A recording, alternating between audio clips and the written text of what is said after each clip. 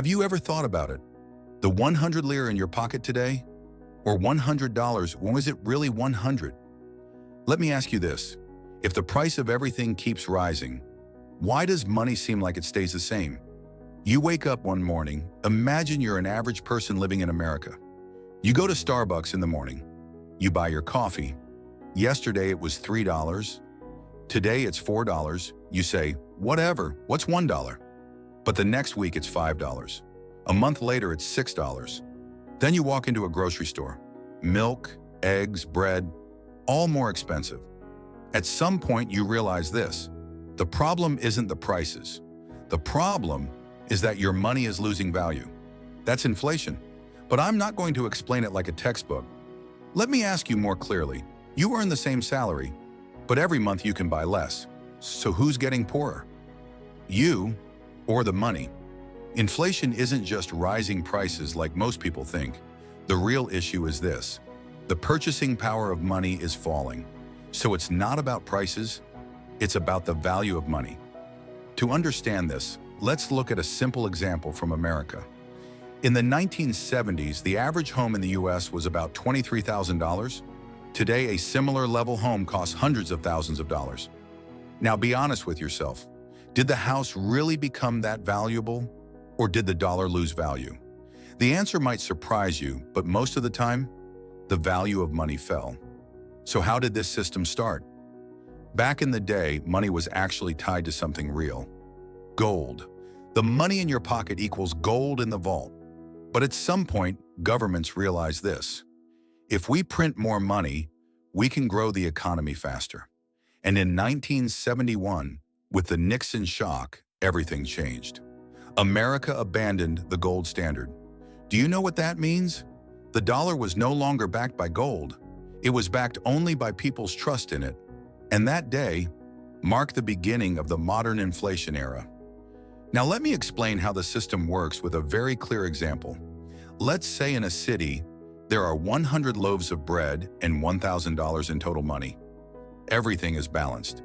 But if the government adds $2,000 more into the system, now there are still 100 loaves of bread, but $3,000 total.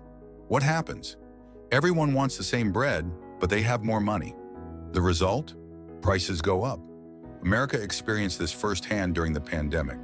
The government distributed billions of dollars. People received money even while sitting at home. At first, everyone was happy. But then what happened? People started spending, online orders exploded. Home prices went up, car prices skyrocketed because everyone had money, but production didn't increase at the same rate. The result? Inflation surged. But inflation isn't always this mild. In some countries, it gets out of control. And that's where things get truly scary. For example, Germany in the 1920s. People carried their salaries in wheelbarrows. This is not a joke. A worker would get paid in the morning, and his wife would immediately run to the market with the money, because within hours its value would drop. Some people even used money as fuel, because firewood was more expensive. Another example, Zimbabwe. This country printed $100 trillion banknotes, but you still couldn't buy a cup of coffee with it. Now stop and think. If money can lose value this fast, how safe is money really? Now let's go back to America, because most people think America has always been strong. But in the 1970s, that wasn't the case at all. Inflation was out of control. Gas was hard to find. People waited in lines. Prices kept changing. Then Paul Volcker stepped in. He made a very harsh decision. He raised interest rates to extreme levels. What happened? Loans became expensive. People stopped spending. Companies struggled, unemployment rose. But inflation fell. Let me tell you a clear truth. Reducing inflation hurts. There's no other way. Now let me ask you a question. If the economy had to slow down to reduce inflation, would you accept the risk of losing your job? That's exactly the decision governments make. Even today, when we look at Europe, this problem still exists. Even a strong economy like Germany struggled after the energy crisis. In France, food and energy prices increased. People are now asking, are we getting pulled into this too? Australia is no different. Post-pandemic, low interest rates leads to high spending, leads to high inflation. The central bank had to raise interest rates. Same story. Let's look at America again. Even today, rents are rising, grocery prices are increasing, healthcare is expensive. For someone living in New York, rent is now a serious crisis. Homes that used to cost $1,500 are now $3,000. But America is still standing. Why? The dollar is the world's reserve currency. The system is strong. The Fed acts quickly. Now we come to the most critical question. If inflation is this dangerous, why do some countries completely collapse while others survive? Now we're entering the toughest part. Because some countries don't fight inflation, they basically surrender. They throw in the towel. For example, Venezuela. In this country, people have to spend their salaries as soon as they get them, because a week later, that money is almost worthless. Prices in stores can change even within the same day. Another example, Argentina. People no longer trust their own currency. What do? They save in dollars.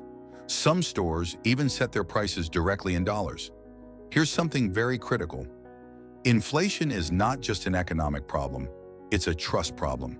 If people don't trust the government, the money loses its value too. Now ask yourself this, if everyone thinks this money is worthless, can that economy survive? The answer is very clear, no. So can these countries recover? Yes, but it's hard, because the solution isn't simple. What governments need to do? Control money printing, raise interest rates, cut government spending, increase production. But here's the reality. All of these cause pain in the short term.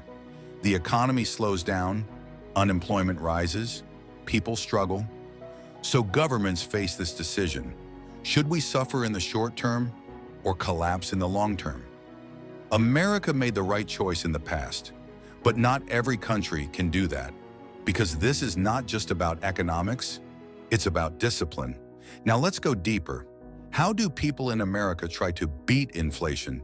They invest in stocks, they buy real estate, they create additional income. Because they know this, if you keep your money in the bank, you lose value. For example, think about this. You had $10,000 in 2020. You did nothing. You kept it in the bank, but inflation became 20%. Your money is still $10,000, but your purchasing power dropped. So in reality, you became poorer without even realizing it. Now I'm asking you one of the most important questions. If inflation is inevitable and you don't make a plan against it, what happens? The answer is simple. The system crushes you. But there's also opportunity here. People who understand inflation, make the right investments, act at the right time, figure out how money works, and most of the time, they end up on the winning side. Now here comes the final question. If everyone is slowly getting poorer, but some people keep getting richer, what do you think the difference is? Here's the answer. They understood the game, and now you're starting to understand it too. Now the decision is yours.